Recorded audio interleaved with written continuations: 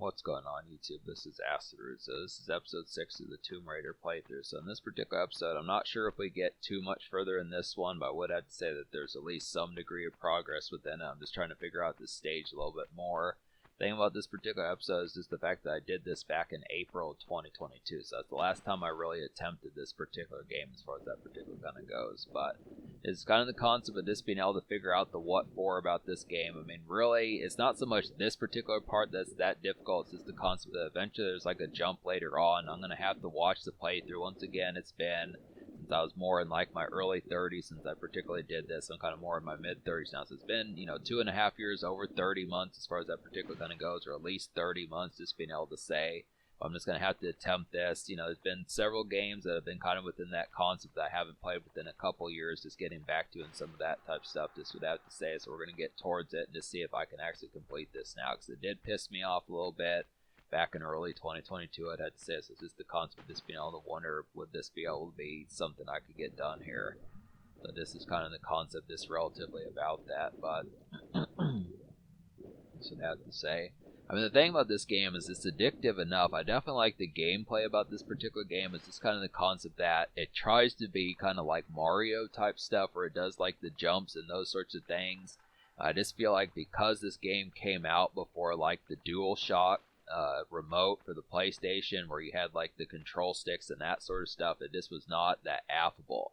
Like, I want to say that Tomb Raider 2, at least you could use the control sticks, but I just look after it like trying to play like a 3D game with something that was more meant for two-dimensional ones was just not quite as affable, which is the biggest problem about this. I mean, it's really too bad that they didn't go back and redo this game and allow you to play with the actual DualShock and be able to play that in 3D, because I think it would have helped that much better. I mean, there were later games, like the later half of like the PS1 and some of that type of stuff allowed you to do it, but this is just one that it was just kind of an awkward game that was like, yeah, why wasn't the DualShock around back in those days? And this is kind of the thing. It's something that pissed me off, but it's gonna be a continued complaint and blunder about this particular game. Is just being able to say whether or not I can actually complete this game. So this used to more three-dimensional games from recent times, post like PS2 era, some of that type of stuff as far as that particular kind of goes. But I mean, this is like a relative classic. It just deals with the concept of whether or not the controls or something. Because this is one. It's kind of like playing like Descent or like the original Doom or some of those type ones. You just have to realize that those archaic games that came out 93, some of those type pitches, it's just kind of, it's just more awkward to be able to do it. But I mean, as much as I like this game, it's just the truth about it. But I'm kind of running out of air here, so Lara's about to pass, but I couldn't figure out it. Yeah. Yeah, game over. I just look after it.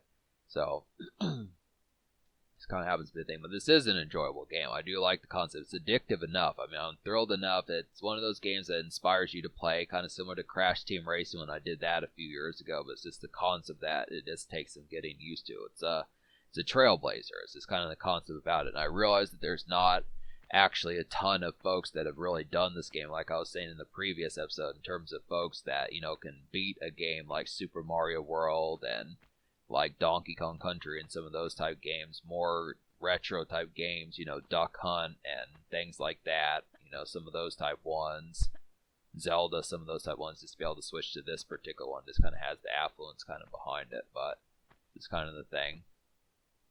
So it's just going to be here and there. I just look after it. I would have to say, I mean, I don't know if if you were to see this game years from now, and I've actually beaten this game, if I have beaten this game, and just the concept, if I would do Tomb Raider 2, I mean, I realized that at least the first ones for like the PlayStation were the ones that got like the highest ratings, at least Tomb Raider up to Tomb Raider 3 or so. I know. Like, I want to say the fourth one is called, like, The Last Revelation, which was kind of here and there. But I probably would not hate those games. I mean, it'd have to be a pretty bomb of a game for me to... And by bomb, I mean that in a bad way. The game would have to bomb pretty bad for me not to say that all four of them are just not really good. I mean, I realized... I think the second one had the highest, like, ratings, and then...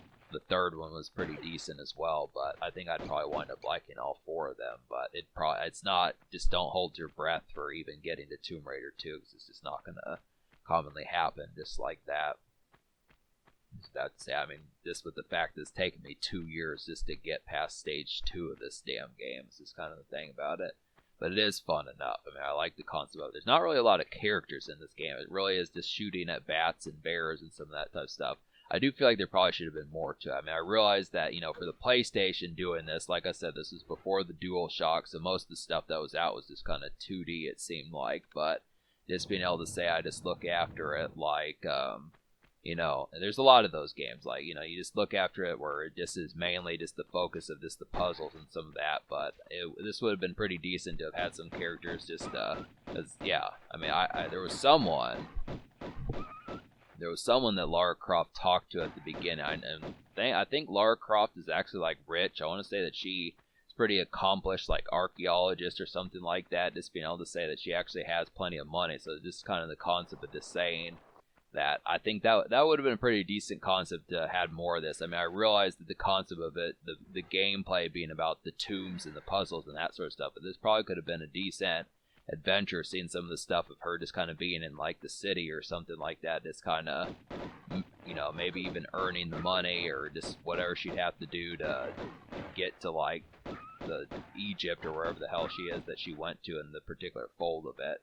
I mean, that's why the movies, I think, just were so easy to do, is just because, Lara's just a chick that just likes tombs and those sorts of things, or just the archaeology and the relics and that sort of stuff, just being able to say. But the thing about these particular games is just there's not really any other characters. That's just why I feel about it, but, yeah. It's good enough, But, yeah. It's been basic stuff. Just been watching the news and stuff. This is like political season as far as some of that type fairs happens. So obviously, if you're watching this from like 2022 era, as far as those pitches going to happen, now it's the election year 2024 as far as those pitches going to happen with it. There's some concepts there. Just looking after it, but this is the part. This is what I was talking about here. This is the jump. I guess we're already upon that particular saga as far as trying to get towards that, but that's the jump. For some reason, I just wasn't able to make it. I mean, I think you have to kind of have, you have to have enough room, but the camera angle, there's not enough room between the camera angle and the ledge to have running room to get towards that particular jump, and it's not very conducive. And then there's another jump over there, so you have to back up, but then you have, oh, I guess I did it. But yeah, this is kind of the concept. There's some more of these, but it just gets a little bit trickier later. And, another thing about, like, some of these games is the camera angle. The camera angle is, like, very integral, because you have to really kind of be able to, you have to really be able to have the correct camera angle to be able to make these jumps. And that's what started to piss me off here, is just the fact that there's just not enough room. It's kind of more of the game's fault, more so than my fault. Not to be pompous about it, but it's just kind of more of the game's fault as far as saying that it just doesn't provide, like, the proper kind of aspect of being able to get towards, like, making these jumps. It's just kind of, I mean, you don't really take damage, and you can do this as many times as you need to, but this is kind of the concept. It gets annoying. It'll start to piss you off, realizing that you have to make both jumps completely correctly, in addition to grab the edge and just make sure that all these controls are airtight. So it's this kind of thing. But for some reason, I mean, it's this kind of thing. I keep slipping off the edge here. And the thing about it is, I mean, if you had the control sticks, like if the DualShock would have been able to do it, you'd be able to. But you have to have the combination of just kind of trusting, like, a bad angle from the camera and being able to make the jump and grab the ledge all in succession. So it's just kind of, that pissed me off 30 months ago, just being able to say. But I think the next episode is at least about 8 minutes of me trying to make that jump. So this is where it just locks. I mean, we're almost done with the stage here, but this makes me question as to how much more is really kind of left here. But, that's what the next minute and a half is going to be about, folks, is trying to get this jump, just being able to say. But this is the thing. There's a lot of tedium about this game. This is one. It just is kind of a ruffling type game, just being able to say it. Is kind of the concept about it.